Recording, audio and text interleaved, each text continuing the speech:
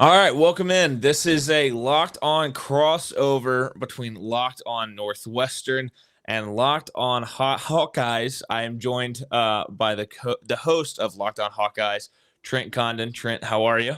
I'm doing well. How about you, Carter? Doing all right, man. I'm excited to talk about this matchup. We've got coming up here on Saturday. It's going to be a good game, another road test for my Wildcats, and your Hawkeyes obviously get a chance to get some revenge at home that maybe hasn't happened here recently in this matchup. Before we get started, I'd like to, I guess, give a shout out to the sponsor of today's show. Today's episode is brought to you by BetOnline. BetOnline has you covered this season with more props, odds, and lines than ever before. BetOnline, where the game starts. And also, before we get going, I'd like to thank everybody who's tuning in that for making Locked On Hawkeyes and Locked On Northwestern your first listen for kind of anything and everything Northwestern and Iowa. We really appreciate it. Our podcasts are available wherever you get podcasts, Apple Podcasts, Spotify, wherever. We're also on YouTube. You can kind of search us and find us, and make sure you turn on notifications and subscriptions, and don't miss any of our episodes. All right, Trent. So let's talk about this game. Let's start with the storylines, and I'll kind of let you lead off, and I'll go second. But what are the storylines for Iowa heading into this matchup on Saturday?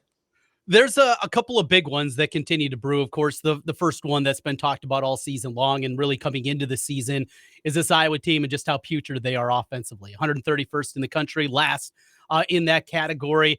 Looking at some numbers from the past, they're setting up to be not just the worst in the Big Ten this year and the worst in the country. This is going to be one of the worst offenses in the last quarter century in college football. Not Power 5 structure, college football period. In fact, right now, only 7 teams during the Kirk Ferentz era over the last 24 years have had a worse offense in total yardage than Iowa has right now. It's an absolutely eye-opening number when you look at it.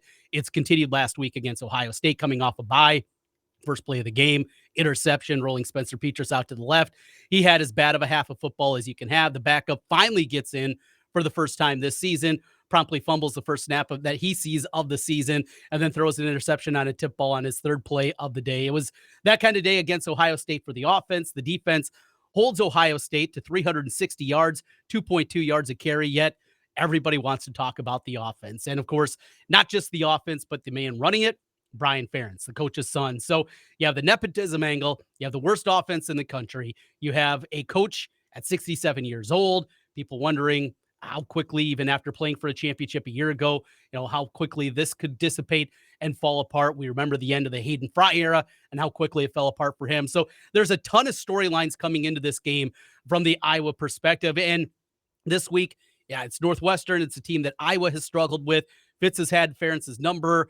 They have not beat them in Kinnick Stadium. Iowa hasn't in the last 4 trips. It has been all these different things kind of but nobody's talking about Northwestern this week. It is a lot of negativity. Not only that, then Kirk Ferentz, first of all, after the game on Saturday against Ohio State, Doug Lesmarie, the columnist with the Cleveland Plain Dealer, he was asking questions about nepotism. Kirk was upset about that. Then he doubles down in his Tuesday press conference, and he calls him out again. Then he sends out a statement last night saying, sorry, I respect the media, even though he said he didn't respect the media. And on top of it, then he's on his coach's show last night on radio, and he triples down on it and says he didn't like the tone of what Lesmarie had to say. It's just, there's a ton going on, as you can hear here, Carter. Yeah, no, it definitely sounds like it. And, it's an interesting matchup because I believe it's the longest tenured coach in FBS and the third longest tenured coach in FBS in this matchup, which I think is fascinating. But yeah, I've definitely kept up with some of the storylines around Iowa with the offense and the obviously in our Locked On group message, I saw the stat that got put in there about fewest yards gained by any team in the country this season, and I've heard some people talk about the Brian Ferentz side of things and everything, but kind of, I feel like from a temperature perspective, there are some similarities between both of these programs. Northwestern opened the season kind of red hot, week 0, go to Dublin and get a win over Nebraska as pretty decent underdogs in that game. And you kind of thought, hey, this is going to jumpstart a quick start here. I certainly felt that there was a path to 4-0, and pretty quickly that all fell apart as Northwestern's lost 6 in a row, including an FCS loss to Southern Illinois that I don't feel like should have happened. But it's been a rough go for Northwestern. They found ways to fall behind in every game and had to kind of crawl back, with the exception of, and they've crawled back in most games with the exception of maybe the Wisconsin game where it got bloody and ugly fast, and it kind of stayed that way in Jim Leonard's first game as the interim head coach for Wisconsin. But I mean, look, this team has found ways to shoot itself in the foot all season long. Anytime that there is a big play that could go against them, it kind of has felt like it has gone against them. And the storyline that you keep hearing is practice is just not translating on the field. Every week, the discussion is how crisp and how well everything goes in practice, and then when they get around to the game, it's losing one-on-one matchups. It's not being in the right alignment. It's kind of misfitting the run, those types of things. And then the other thing that has killed them is turnovers and allowing explosive plays has been a recurring theme in this season. They don't force a lot of turnovers, but they especially after the first game or two, started committing a lot of turnovers. They were able to overcome 1 or 2 in the first couple games and kind of stay in there. But the season started with Ryan Helinski, guy who'd been in college for 4 years at 2 different schools, started out at South Carolina. And we really saw the best version of Ryan Helinski we had seen in his college career. And you really thought, wow, like if this is what the quarterback play is going to be in the first 2 weeks, then this offense could really be something. And then weirdly enough, that Southern Illinois game against a bad pass defense for FCS standards was very rattled and uncomfortable, and kind of fell off after that. Got very inconsistent, turned the ball over too much. And last week, you actually kind of like Iowa. So another parallel here. You saw the backup actually get his first start, and he got his first action 2 games ago against Wisconsin, and then last week got his first start. Was kind of, as a redshirt freshman, making his first start ever and getting his first extensive action. Kind of managed it pretty well, but there were 2 critical turnovers, which is the story that keeps plaguing this team this year, that kind of killed their momentum because they had the lead, and you could have made the argument that they looked every bit the better team on the field in College Park. Granted, Maryland was without their starting quarterback as well. Right. That was part of the storyline going into that one, but it just kind of momentum flipped and they got behind, and then sure enough, they come back, tie the game, and next offensive play for Maryland, 75-yard touchdown run, one of those explosive plays that's continued to plague this team, and they dropped their 6th in a row. It really was. It's interesting because there is a feeling that change has to happen, but I don't see a scenario right now where it's going to happen at the top. I think there's got to be some shuffling around somewhere as the season wraps up, but it remains to be seen what exactly happens with this program moving forward. Before we kind of move on to the matchups in this game on Saturday, I want to talk about our friends at Sweatblock. Look, as I'm a bigger person, I'll be honest. I've always had issues with sweating.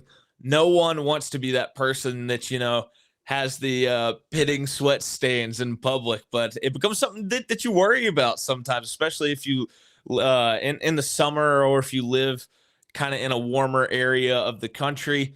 But thankfully, I found sweat block, and I no longer have that issue. All the anxiety that comes with it kind of faded away. And look, sweat block is created by a doctor to help with his own excessive sweating. It's doctor created and doctor recommended. If you or someone you love is experiencing sweat or odor, try sweat block. Save 20% with promo code locked on at sweatblock.com. Also, before we get going here, thank you for making Locked On Northwestern and Locked On Hawkeyes your first listen today. For your second listen today, check out Locked On Sports Today. From the games that matter the most to the biggest stories in sports, go beyond the scoreboard and behind the scenes with local experts and insights only Locked On can provide. Locked On Sports Today, available on this app, YouTube, and wherever you get your podcasts.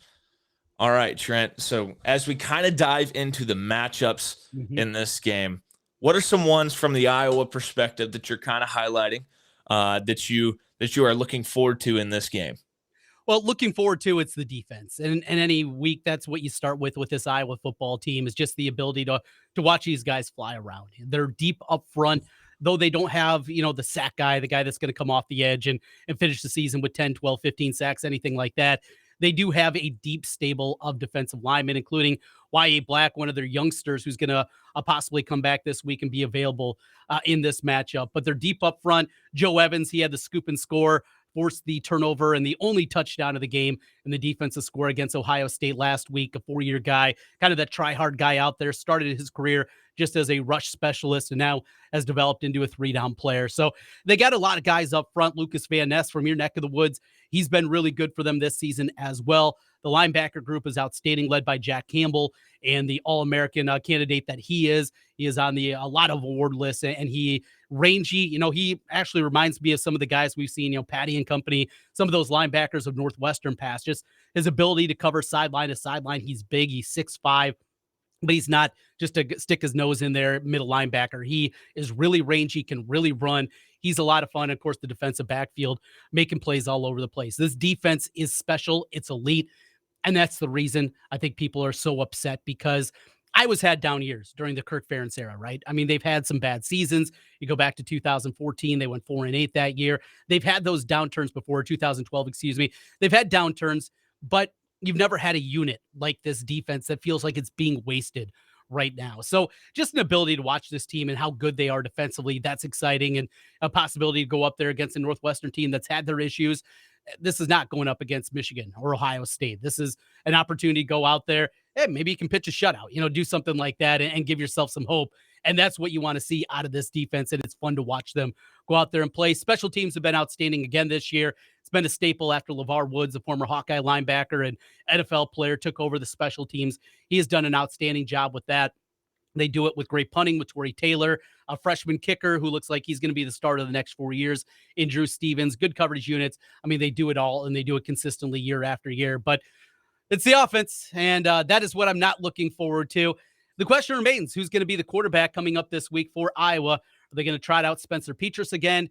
Spencer Petras, 2 touchdown passes this year.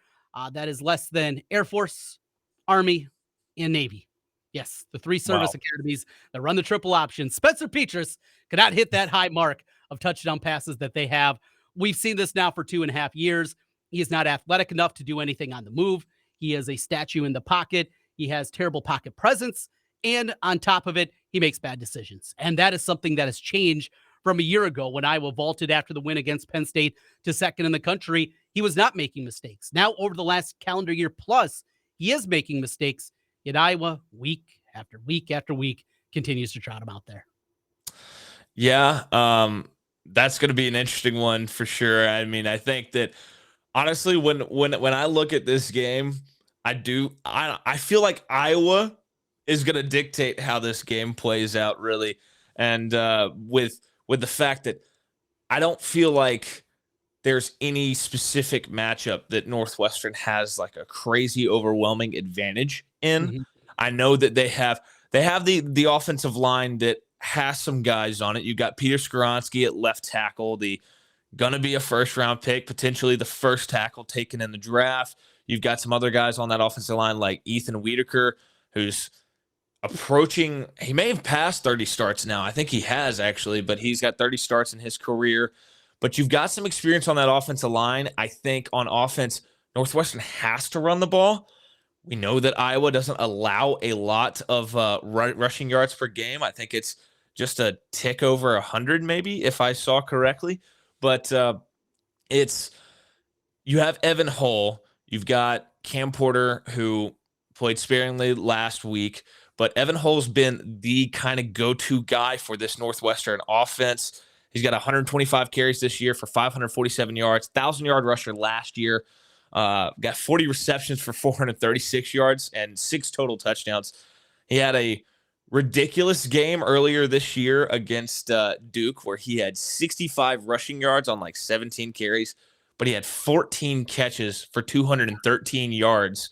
And it was video game numbers. And he decided that game, okay, guys, like I'm going to put the team on my back and I'm going to carry us back in this game, a game that they got down 21-0 in. And then, of course, your heart breaks as there's like seconds on the clock, like 3-4 seconds. Evan Hull is trying to dive through traffic into the end zone to potentially tie the game, and he fumbles on the half-yard line, and they go on to lose that game. That was kind of a heartbreaking moment, and honestly, that could end up being the moment that kind of defines this Northwestern season.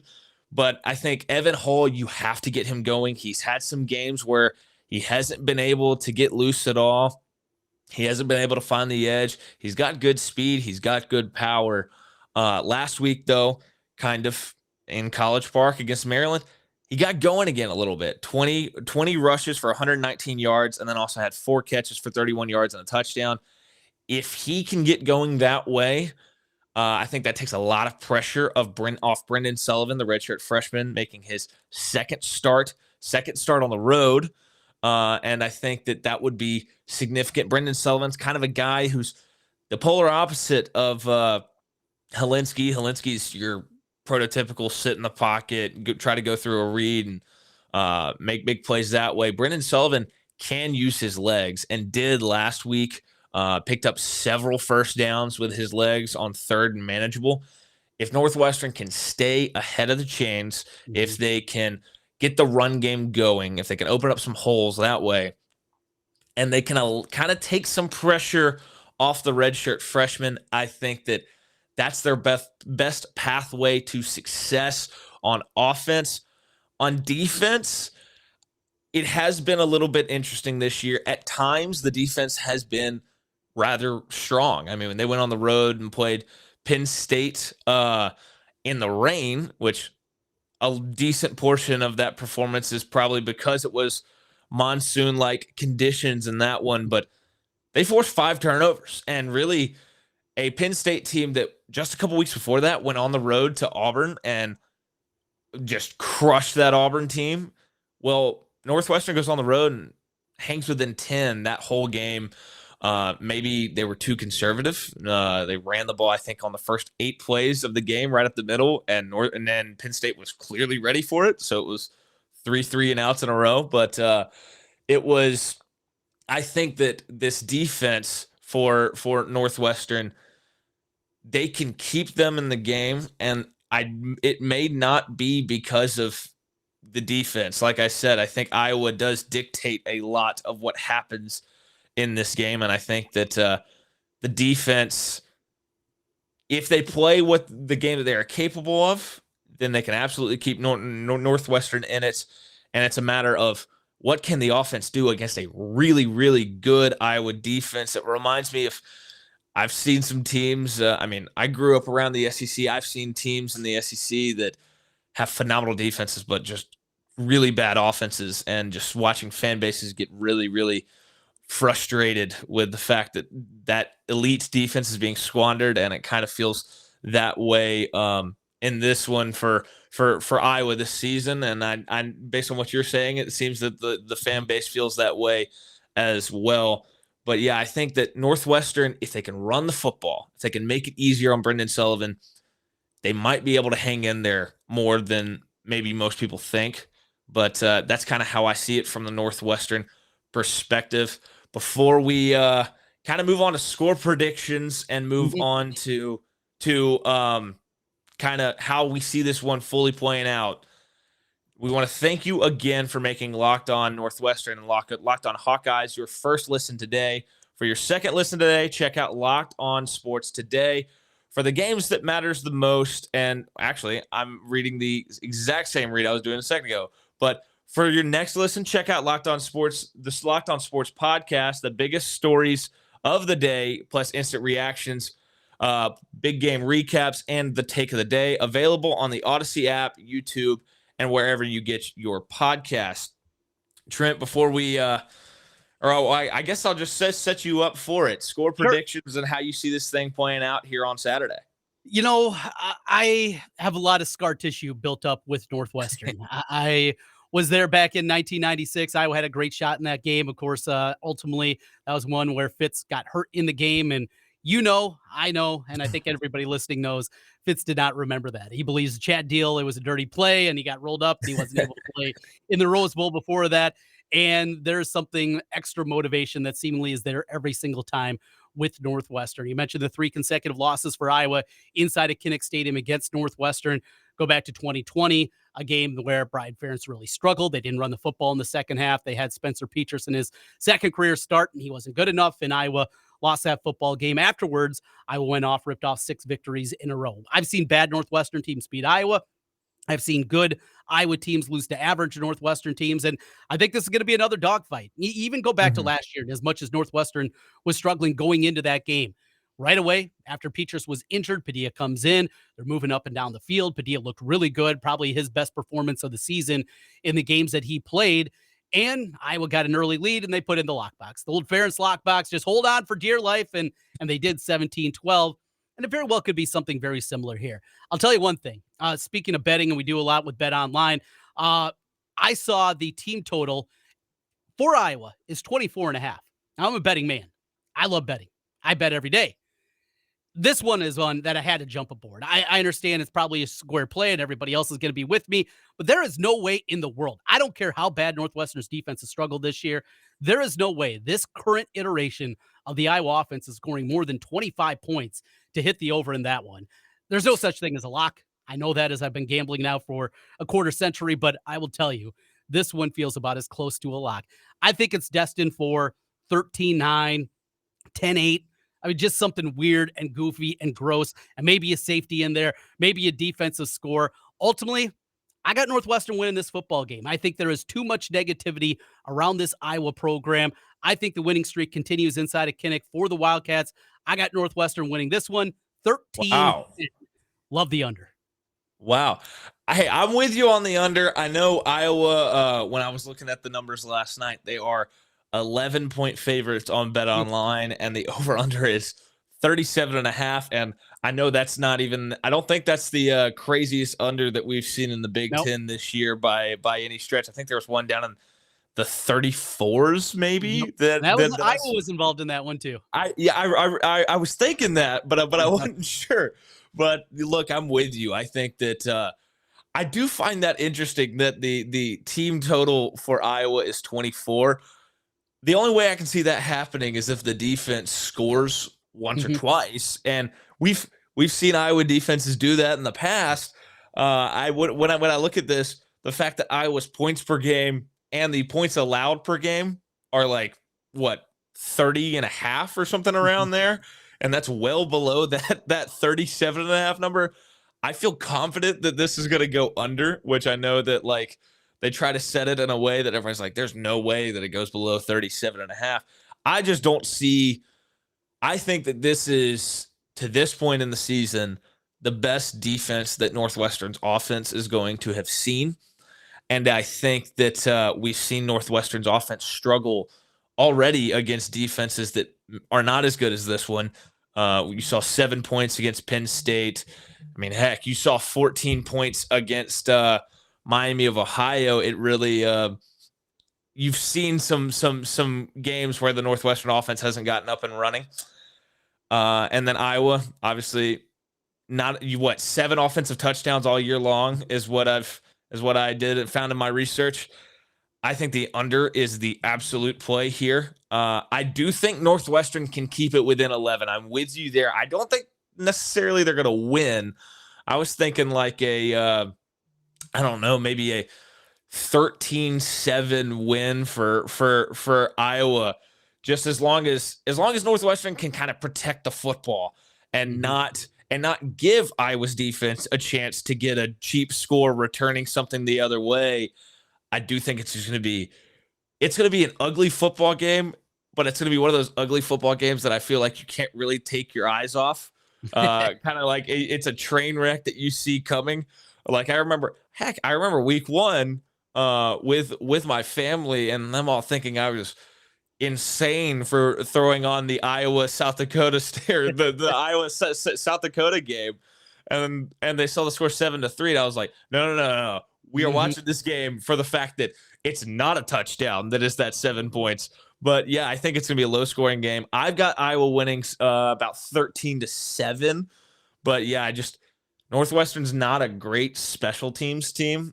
I think they're 4 of 7 on field goals this year. Adam Stage has not been great. And I think that could play an impact in this game. That could be another situation where down in the red zone, Iowa kind of bows up and gets a stop, and Northwestern misses a mid-range field goal that you feel like maybe should have a decently high percentage chance of making. But, as we all know, following college football, college kickers, you can never really predict them at all. But that's how I see this one playing out. I see it 13-7 Iowa. Kind of before we get out of here, Trent, I'll let you plug yourself and let everybody know where they can keep up with you and the podcast and what all you're doing. Yeah, you can, of course, catch me with the Locked On Hawkeyes podcast as we come to you each and every day. We got LaShawn Daniels, former Hawkeye running back. He joins us during the week. My buddy Biz also stops by. That was earlier this week as he comes by. Obviously, a lot of talk about what's happening inside the program, a lot of big picture stuff as we look towards the future of what's going to change, what can possibly change, and the $42 million buyout that is still there for Kirk Ferentz. So we've had a ton on that. Also, I'm on the radio here in Des Moines, 106.3 KXNO, weekdays from 11 till 1. You can catch me middays over there. Podcasts are also available on that front, too, if you're a podcast listener. And, of course, love the YouTube and our YouTube commenters. And we've been seeing more and more of those continue to pile up here throughout this frustrating Hawkeye season. As you mentioned earlier, Carter, make sure to hit the subscribe button if you find us on YouTube. Locked On Hawkeyes here and Locked On Northwestern for you. Yeah, and for me, I mean, you can follow me on, I guess, social media at CarterByrd13. I guess I'm on Twitter and Instagram. Don't really use Instagram a ton, but I love tweeting about college football on Saturday. I've obviously got Locked On Northwestern. You can follow that wherever you get your podcast, on YouTube, kind of similarly to what Trent was saying. Make sure you turn on subscriptions and notifications and leave a comment, and all that stuff helps us, all that feedback, and it helps us kind of make the show better and know what you want us to talk about. And then I'm also on the radio, but I'm also on the radio at where I got my other degree down here in Auburn, Alabama. I've got my show On the Line weekdays 2 to 4 down here. Where we talk about the SEC a lot, and we talk about all the good stuff happening around Auburn, which is a fascinating place right now in its own right. If you've kept up with that this week, they're telling kids to if they want a red shirt, to quit the team or transfer, which is not a great situation at all. But that's where you can find me. Trent, it's been fun, man. It's been a lot of fun to talk about this game, and I can't wait to see how it plays out here on Saturday. Yeah, enjoy it on Saturday. Pound the under. This will feel like late October Big Ten football, I think, to the nth degree, and be ready, because the national columnists and people on Twitter, they're going to be having fun with this ugly fest. All right. Well, for Trent with Locked On Hawkeyes, I'm Carter Byrd with Locked On Northwestern, and we will see you all next time.